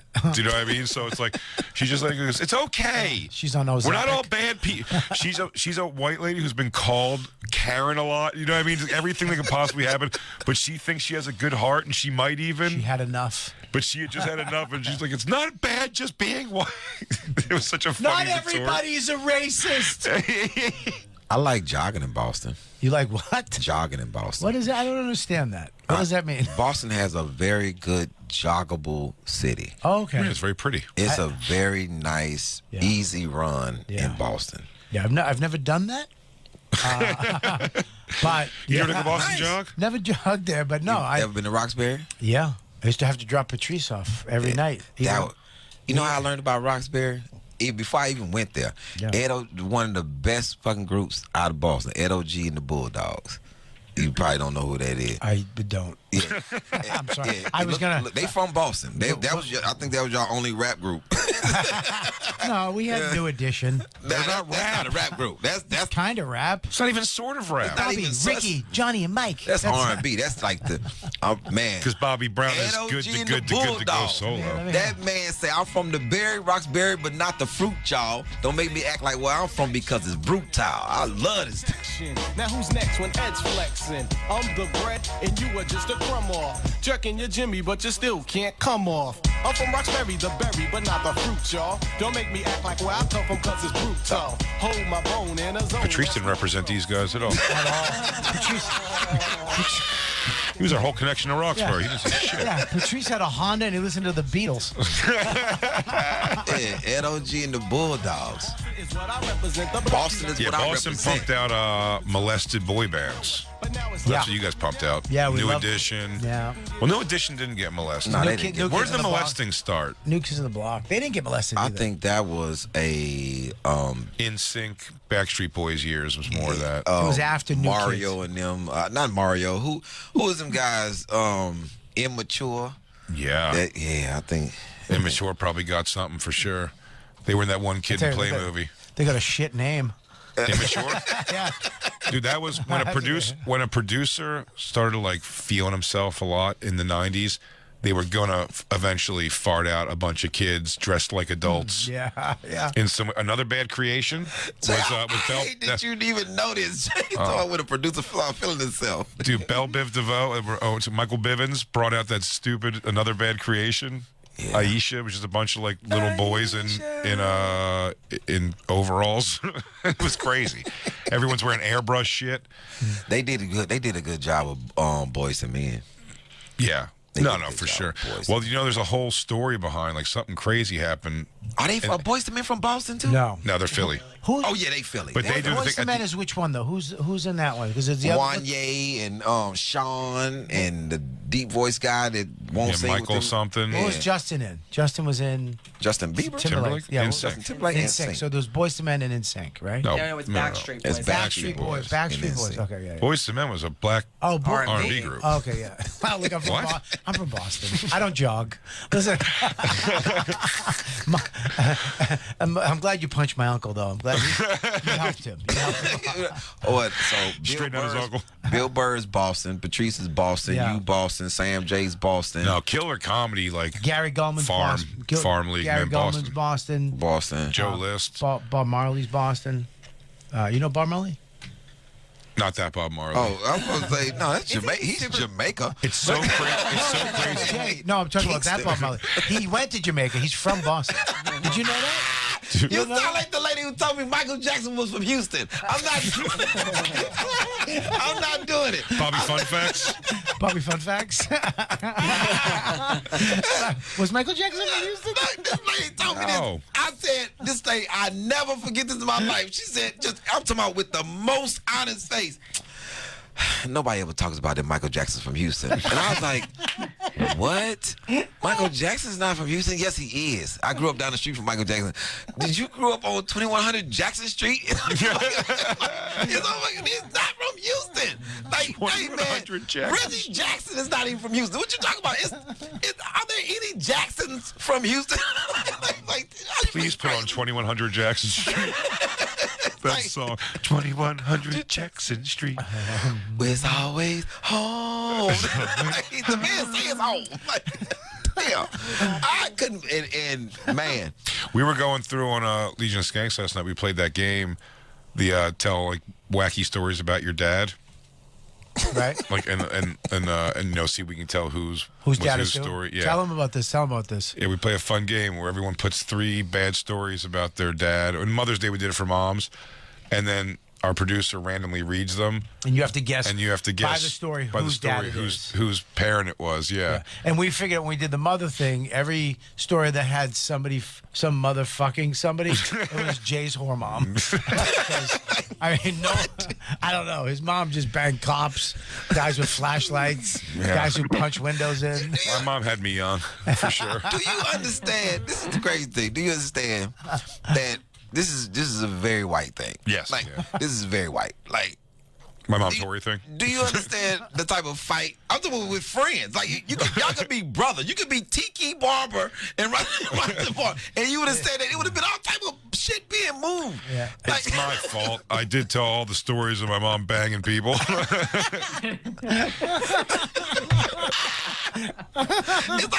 It's like I heard you say it, and then I just erased it out my mind just immediately. Cause like, No, these are his words, not mine. But these were even if it's his words, I'm like, I'm never repeating them.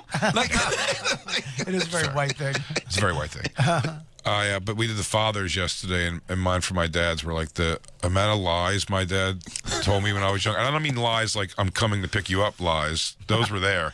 I mean the lies of like he told me he got kicked out of the Navy for smoking weed with David Bowie in Italy. What? He told me he played pool against Minnesota Vets. I mean, he really just like he would just go for it. He always kicked the guy's ass. I think he gave himself his tattoo on his arm. I don't think any of these things are real. My dad didn't talk to me. I'd rather take that than the lies. oh man, my Minnesota dad. Fats. My dad was a fucking maniac. Yeah. My wisdom teeth were coming in, and my dad, instead of just taking me to the dentist to see what was going on, he put cocaine on my wisdom teeth. Sounds like a great guy. This is a crazy man. You know, it's funny. When at the time when he was younger, there's a chance that was actually what they would do at the hospital. Just put a little cocaine on your thing. They didn't know. There you go. Put a little cocaine on. Are your parents still together? Oh no. Let me see. My mom and my dad separated. I was probably 3. Then they were off and on to I was probably 6. And so my mom called me. I'll never forget this. I'm 43. I'm 43 years old. My mom called me and said, "Hey, I need you to do me a favor." I say, "What?" I come by the house. She said, "I need you to." She hands me this vanilla envelope. And like, "Hey, need you to take these papers and get them signed by your father." I said, "Okay." So I go in the thing, it's some fucking divorce papers. You served your father? And I'm like, I said, are y'all still together? Like, so I'm legally fucking still married to him, and I want him off my books. Like if he died, I would have to be responsible for him. So I want him off my book. I'm like, so I go from Houston, I drive to Louisiana to get my father. I just tell him I'm coming to see him. I don't tell him why. I just say, hey, I'm coming out there to see. He excited. I get out there. I said, hey, been having a good time with you playing chess and all the rest of the eating stuff. But I'm getting ready to go, and I need you to sign these papers. And he looked at the papers, it's divorce papers. He said, your mama still on this shit? I said, man, y'all need to be divorced. He's talking about, why is he trying to leave me now? Man, you have a whole extra person that lives in your house. Yo, man, I thought y'all was already separate. My father reluctantly signs the papers. He signed the papers and gonna slide me. This is how he did it. He signed them and said, well, tell her we're finished. I'm like, fucking, you should be done. Like, I served my father. Served your father. Your mom made you do her dirty work, and your parents made you fuck over the sub guy. Oh, the poor sandwich guy. What'd you do to the sandwich man? He made him go down and not tip him. Yeah, no. He had to do the dirty work. I don't know if Ali was in there for that part. Oh, Yeah, my stepfather, we were broke. And so we would fish out change sometimes from the sofa. Very familiar with the process. Yeah, and then but they had my no tip stepfather money. was smart, so he would get exact change for whatever we ordered, and then send me, a little fat 8-year-old or 10-year-old, down to go get it because they won't be mad. I just never understood why they were just never nice to me, the drivers, because they knew. After a while, they knew, like, this is the place that's going to pay in change, and there's going to be 0 tip. Yeah. And it would be, like, to the penny. Yeah, a little fat kid came down with change And in I his shirt. just know, yeah, it just like looks a like pocket. It looks like I'm. Also, they really set me up for failure. That I bet the news back at Alpha's Pizza House was fat kid alone keeps ordering food. He probably assumed my parents were asleep, and I just come down waddling down and goes, "Don't tell anybody. I ordered a whole pizza for myself." Jay, did you have the change inside your shirt? shirt. Like, yo, do you understand how related we are? Like, this shit is horrible. This is when you have the shirt pocket. Yeah, Look, there's so much change. And you have him put his hands out, and then you go like that.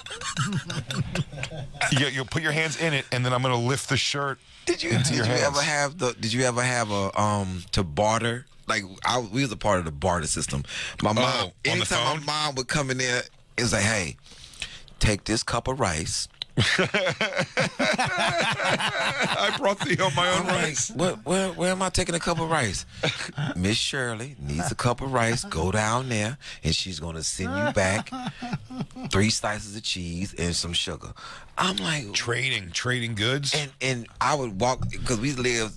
Anytime we had to go, we had to walk. I had to walk past the park, and anytime somebody would see me with a cup, it was like, uh-oh, he's bartering again. Dude, can I just say something? That's like the Old West. That is the Children are fucking awful. It's well, like, my poor mother, as Bobby puts it, had to fuck a couple of cops. I'm sorry. Had to bang a couple of cops to keep our house safe because she was a single mother for a long time, Bobby. I'll tell you what, we were never robbed. Take this corn and go get some wood for the fire. Here's some magic beans. I want you to go to Miss Shirley's house. magic beans. Just walking with a cup. Bring a cup of rice. A cup of rice. Like, rice for 2 slices of bread, please. It's like Burning Man. He's like, oh, you're bartering. Fuck you, Jamal. I'm headed to your house. They're bartering. I'm trying to get ingredients for my birthday cake. Ali's outside. I think he's got vegetables for something, some protein he wants from us. Ali's got a bucket, a cat, and some syrup. It's a dowry. Let him have the TV in the living room.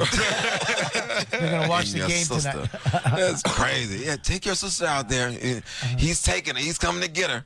It is strange to people now that, I mean, like, you may probably had this too, Bobby, but I mean, I didn't experience cable TV like in my own house until I was like 17. Like, it was all those things were like, well, I didn't get dial. I was all those jokes I get. I was the antenna for the TV. You know, you have to like hold it, don't move. How many times I shocked myself with a butter knife with a butter knife trying to do the screws on the back with the little metal hook, and I was just zap you. Yeah, it is. It was so dangerous. We never had that. We had 13 of us living in a house. We had shit. But then my mom, the stepdad, the one that used to fuck me up, he had money. So when she met him, we were all living in this. Me and my sister and my mother were sleeping on the floor next to a weight bench.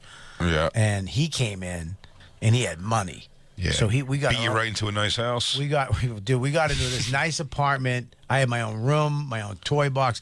My sister had her room. And I had my own TV in my room. I mean, I remember there was a toy box, and I opened it up, and there was toys in it. And I'm talking. He'd beat the shit out of you, but he'd keep you laced up and stuff. Well, what happened was this was all under the cover after they got married, and then I went out one night from a nap. I was on my beanbag in front of my little black and white in my room, and I heard like noise, and I went in the other room, and my mother's just crying. My sister's making a phone call. He took the phone and smashed her over the head with it. Not that it's funny, but he hit her with it. And then my mom grabbed me and her and into her room, my sister's room, and then he kicked the door down, and I slammed against the wall and pretended like I was knocked out because I was only in kindergarten. And he came in, he looked at me, he said, "You're not hurt. Get the fuck up, you pussy." So that was the first. Like we went from. Damn, I'll take a whore mom over that nightmare. We went from like, oh my God, this guy's Prince Charming. I have everything I ever wanted. To hold this. That's like this boy's life. Yeah. Walter Richardson. Yeah, and that was my fucking stepfather he led good. He led in good, and then all of a sudden, the shit went crazy. I'll never forget the day that my mom ran into my room. She didn't have on any clothes, and I remember, like, she grabbed me and put me over her. And I remember him saying, "You lucky you ain't there with your son, 'cause I beat the shit out you." And I remember. How old were you? I was 7. Jeez. And I remember when he hit me, and I called my dad. And my dad came over and beat the shit out of him. And somehow they got my dad out the house, and the door was locked. And I don't know how my father knew that I was by that door, and I just heard him say, "Hey, son, unlock the door." And I said, "What?" Because I didn't even know he knew I was on the door. He said, "Hey, unlock the door." And I unlocked the door, and my dad came back in, whooping the shit out of my stepdad again. My mom still stayed with him years after that. He fucking hated me. Like, you got his ass beat that this first type night. of brutal shit that he was doing. Yeah, he didn't. Like, this is a fucking brutal ass person. Like, I didn't even understand the like, what the, like why you beating on me? Like, what the fuck is wrong with you? Yeah. Like, I'm not yours. And he would mentally assault my sister. He mental assault my sister, called her fat, stupid, call her ugly and shit like that. Like this is a idiot. fucking. I'll tell you something very bizarre. I lucked out that I said my stepfather's great. Like my one and only stepfather. My second one was great. Yeah, my second one was great too. Yeah, my step-pop's great still with my mom and everything. All my siblings. All our moms. Everything. Moms is still with my moms too. Like, yeah, it's really. He was great, but my dad. All our moms did it right on the third time. It took our moms 3 times to find the right one. My dad, I remember with my stepbrother. So not the wife he has now, because his wife now he's been with for a long time, and they have 2 kids. So I have 2 half brothers there, and my mom and stepfather's 3 kids are my siblings. But I'm the only one of my mom and I'm stoned and forgot what the hell I was saying. Talking about Kathy. Yeah, my first stepmother. My first stepmother, her sons, she had 2 twins, and they were like maybe like 13 and 15, and maybe they were like, I knew them since they were maybe like 10 or something like that. But they were definitely they were older than me, like substantially. But I remember he gave them like wooden spoon spankings, but like when I'd be there, and like I wouldn't even think that he was gonna do it. He never did, and I never thought he was going to, because I was like, I don't even know the guy that well. Do you know what I mean? So like, did he? I wasn't. I remember him going upstairs to and hearing the noise of him like zipping their ass, like get over the knee, and he's gonna spank him with a spoon. I'm like, that's wild. I got punched in the face. This dude, this guy hit me. Like, I remember 5th grade punched me right in the fucking eye socket. And I was step-pop. That's the first one, not the second one. But then my mom finally divorced. She's like, it's done. We're out. I think it was 5 years we did all this shit. We was finally leaving. I remember the house was packed up. We had this really nice house. And he packed it up, and he came. He didn't want her to go. And he bought Atari when it first came out. When it was like... Well, you forgave everything. You know, dude, me and my sister were You playing. forgave it all. Me and my sister were playing Adventure. My mom came home. We were like, Mom, maybe you should stay. And she went, what the fuck? And she took you fucking. Because me and my sister were like, it's not that bad. I mean, he hits us once in a while. Yeah, once in a while. But have you played Pitfall? Because Yeah, it is dude. the tits. It was, yeah. Atari had the joystick, and then it had the joint with the turn. This had just the stick with the button. With the button. So the first one. 2600. Yeah, it was. They also had another joystick that you could turn. That was 7800. Oh, that shit was crazy. Yeah. My second stepfather, Ron Gant, was perfect. Yeah. Ron was cool. My second one, Larry, was awesome. He passed away a few years ago, but he was Italian. He cooked. He was the shit. I remember when my mom, before her and my stepdad got back together, because my stepdad moved back from Tampa to get back with my mom, right? And my mom, in the course of something, I think she had ran into Walter, and he was talking like, oh, your son is doing so well, and, you know, I would, you know, like to, you know, reconnect with him. And she told me. And I was like, yeah, where he at? Where he want to connect at? And my mom was looking at me like, no, I'm not gonna take. My mom knows. She knows. She's like, you gonna beat the shit out of Walter. Like, yeah, pretty much. Tell me where he's at. Tell him to meet me. I chased my stepdad, the evil one. I snapped. So one of the last times he ever fucked with me, I snapped, and I went after him with a knife. And he was like, you want to fuck? My mom grabbed me. She's like, you want to stab me? Go ahead, stab me. And I just went, without hesitation, to stab him. And he pulled his hand out. He's like, what the fuck? Yeah. And then I grabbed a hatchet. Like, he was a fucking piece of shit. But that's when I kind of figured it out. It was mental. My step-pop, his father, my step-pop's father was, like, wildly abusive. It's real. I've never understood, like, walking away from, like, family. I've never had something that abusive. Yeah. In family, thank God. But, like, my step-pop, like, he doesn't even think his father, he found it, I think, a couple months ago. He's like, oh, yeah, they got a thing that said my dad died. And you're like, are you going to go to the funeral? He's like, no. He's like, I don't even know where he goes. The guy used to tie me up in a basement and, like, kick the shit out of me. He's like, no, I don't give a fuck. What the fuck? I'm like, but is there anything about it being your father? He's like, no. He's like, I don't love him. I don't know him. Like, he fucked my mom. Like, what are you going to do? I fucked my mom. We got to take a break. Show's essentially over, everybody. Ali Siddiq, thank you so much. His new special, Domino Effect 2, available right now on YouTube. You can see Ali Siddiq live with dates coming up in Oklahoma, Ontario, California, and I love that Ontario club's one of my favorites. It is. It's never been there. It seems like it's LA. It's only 45 minutes from LA, but it goes completely blue collar again. So it's like good regular. It's one of my favorites. I love it. And Cleveland, Ohio. Trump people. Go ahead. No, I don't think that's what it is. For tickets and all other tour dates, visit Ali Siddiq, ALISIDDIQ.com. And we will be right back to say goodbye, everybody. Well, Bobby's got to leave. I got to go. He's got to go, but I'll say goodbye. If there's time even, who knows? To see you. He said he was leaving early. What time is the show over? Now, basically. We'll be right back.